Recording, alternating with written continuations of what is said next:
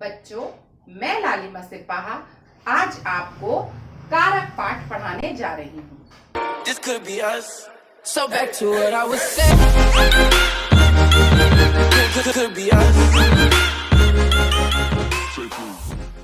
कारक संज्ञा या सर्वनाम के जिस रूप से उनका संबंध वाक्य के अन्य शब्दों से या क्रिया से जाना जाता है उसे हम कारक कहते हैं। अर्थात वाक्य जो कि शब्दों का एक निश्चित क्रम होता है वाक्य में कि कर्ता, कर्म और क्रिया। तो इस प्रकार से जब संज्ञा या सर्वनाम जो कि कर्ता के रूप में रहते हैं तो इनका संबंध वाक्य के अन्य शब्दों से जाना जाता है। अर्थात क्रिया से जो शब्द संबंध बताते हैं उसे हम क्या कहते हैं? कारक कहते हैं। और कारक के चिन्हों को विभक्ति चिन्ह या परसर्ग भी कहा जाता है। कारक के 8 भेद होते हैं। अब उन्हें हम क्रम से समझते हैं। हम इसको इस तालिका के माध्यम से भी समझते हैं और इसके बाद मैं उसे दूसरे तरीके से भी आपको समझाऊंगी। सबसे पहले हम देखते हैं कि कारक के कितने भेद होते हैं। तो कारक के 8 भेद होते हैं। कैसे? कर्ता ने, कर्ता और उसका कारक चिन्ह कौन सा है? ने। कर्ता ने कर्म को करण से द्वारा संप्रदान के लिए अपादान से संबंध का के की रा रे री अधिकरण में पर संबोधन हे अरे। अब हम देखते हैं किस प्रकार से कारक के 8 भेद हैं। ये तालिका बच्चों आपको भी कंठस्थ होनी चाहिए। यदि हमें यह कंठस्थ है तो हमें कारक पाठ पढ़ने में बहुत ही सरलता होती है। आप लोग भी इस तालिका को कंठस्थ करने का प्रयास कीजिए। जैसे ही आप इसको कंठस्थ करेंगे तो यह आपको अपने आप बहुत ही सरल लगने लगेगा यह पाठ। अब देखते हैं हम कारक के कौन कौन से भेद हैं। कारक का पहला भेद क्या है? कर्ता ने। अब ये जो ने है ये है कारक का चिन्ह या विभक्ति चिन्ह भी कहा जाता है और इन्हें परसर्ग के नाम से भी जानते हैं हम। कर्ता का कारक चिन्ह कौन सा है? ने। कर्म का कारक चिन्ह कौन सा है? को। कर्म को। करण, करण का कारक चिन्ह है से या के द्वारा। अब ये जो करण का कारक चिन्ह है यहां भी से आ रहा है और अपादान में भी से आ रहा है। इसको अभी मैं आपको समझाती हूँ। पहले हम क्रमशः ये एक एक कारक के भेद समझते हैं। कर्म का कारक चिन्ह है को, करण का कारक चिन्ह है से या के द्वारा, संप्रदान, संप्रदान का कारक चिन्ह है संप्रदान को या के लिए, अपादान, अपादान का कारक चिन्ह है से या अलगाव के लिए। अभी मैं आपको इसको समझाती हूँ। और संबंध, तो अपादान 5वां भेद हो गया और संबंध 6वां। संबंध के कारक चिन्ह क्या है? का के की रा रे री। संबंध का कारक चिन्ह है का के की या रा रे री। विभक्ति चिन्ह या परसर्ग हम किसी भी नाम से इसको संबोधित कर सकते हैं। फिर अधिकरण, अधिकरण का कारक चिन्ह है में या पर। और संबोधन जो कि 8वां कारक है, कारक इसका क्या है? विभक्ति चिन्ह हे या अरे। तो इस प्रकार से हमने इनको इस ढंग से कारक को 8 कारक के 8 भेदों को इस ढंग से लिखा। कर्ता ने कर्म को करण से के द्वारा, संप्रदान को के लिए, अपादान से, संबंध का के की रा रे री, अधिकरण में पर और संबोधन हे अरे। अब मैं आपको ये सारे कारक चिन्ह विस्तार से समझाती हूँ। अभी मैंने आपको कारक के समस्त भेदों से परिचित करवाया। अब मैं आपको क्रमशः एक एक करके समस्त कारकों को उदाहरण सहित समझाती हूँ और उनके विभक्ति चिन्हों के साथ। सबसे पहले हम देखते हैं कारक कौन सा? कर्ता। पहला कारक चिन्ह है कर्ता और कर्ता कारक चिन्ह का अर्थ क्या होता है?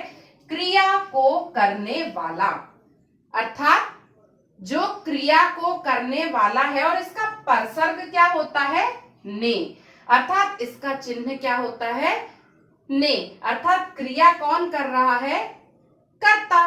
तो क्रिया को करने वाला कर्ता और इसका विभक्ति चिन्ह है ने। हम इसको उदाहरण के को लेकर इस प्रकार समझ सकते हैं, जैसे मैंने लिखा रवि ने पुस्तक पढ़ी। अब इसमें कर्ता कौन है? रवि। अब हमने परिभाषा में भी समझा था कि संज्ञा या सर्वनाम, तो वही यह रवि जो है ये क्या है? संज्ञा शब्द है। तो अब यह जो कार्य कर रहा है, अर्थात क्रिया को करने वाला कर्ता रवि क्या कर रहा है? पुस्तक पढ़ रहा है। तो रवि ने, अब ये जो ने है चिन्ह, ये क्या है? कारक चिन्ह है कर्ता का। तो रवि ने पुस्तक पढ़ी, अर्थात किसने की क्रिया को करने वाला कौन हुआ? रवि, अर्थात कर्ता। तो इसका कारक चिन्ह है ने, और इसे हम परसर्ग भी कहते हैं। हम दूसरे उदाहरण से भी इस प्रकार समझ सकते हैं, जगन ने सेब खाया है। तो जगन क्या है? कर्ता।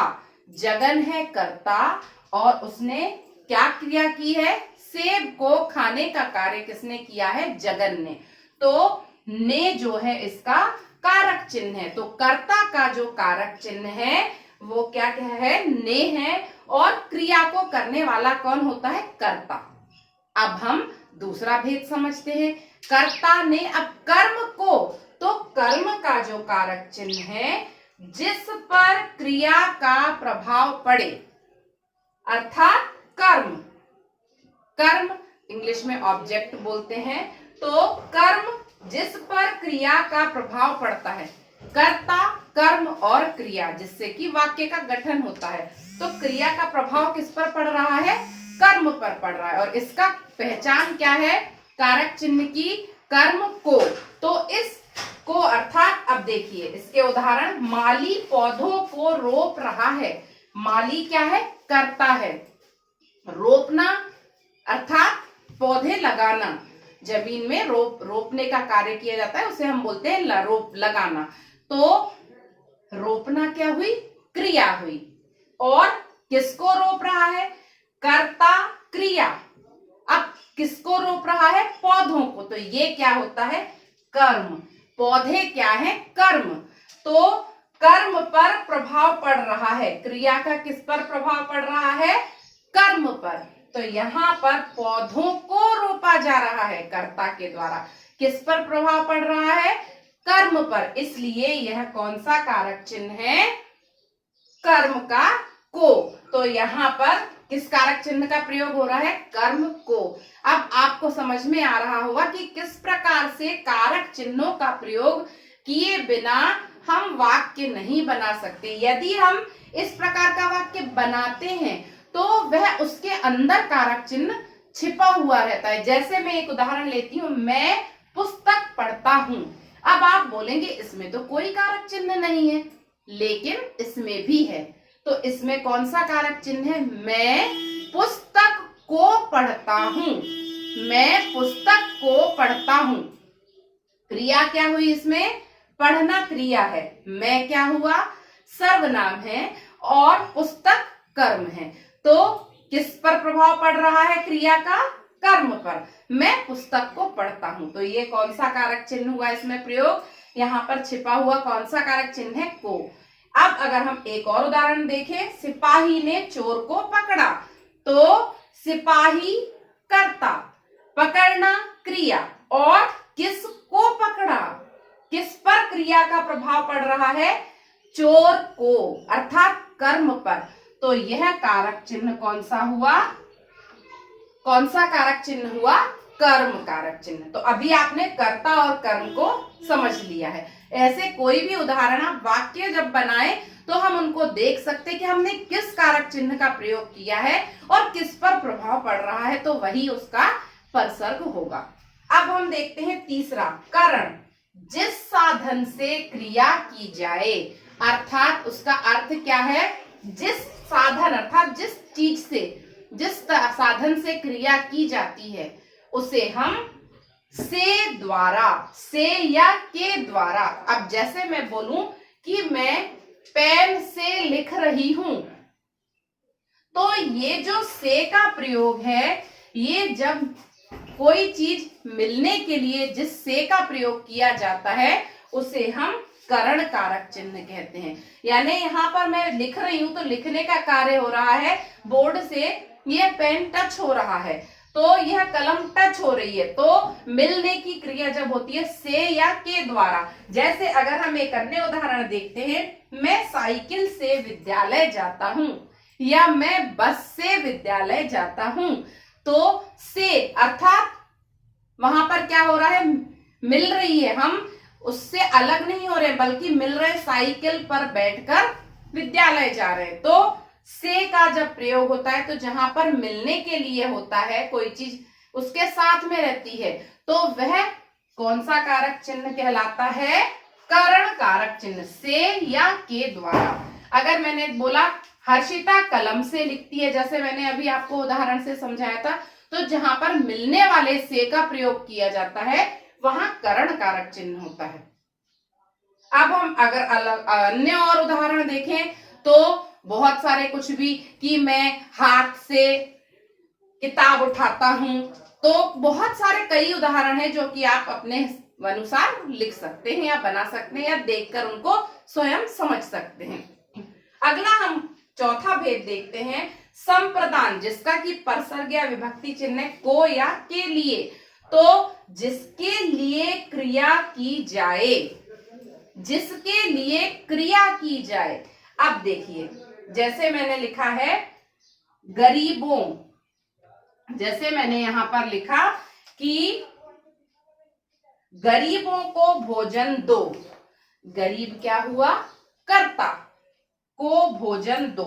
अब जिसके लिए क्रिया की जाए, संप्रदान, को के लिए, मैं पिताजी के लिए दवा लाया हूं, तो जहां जिसके लिए क्रिया की जाए वहां पर वो कौन सा कारक चिन्ह है, को या के लिए, ये होता है संप्रदान कारक, संप्रदान कारक। और इसका कारक चिन्ह कौन सा है, को या के लिए। या भिक्षुक को दान दो, तो को, के लिए, जिन जहां पर इन कारक चिन्हों का प्रयोग किया जाएगा वहां पर संप्रदान कारक होता है।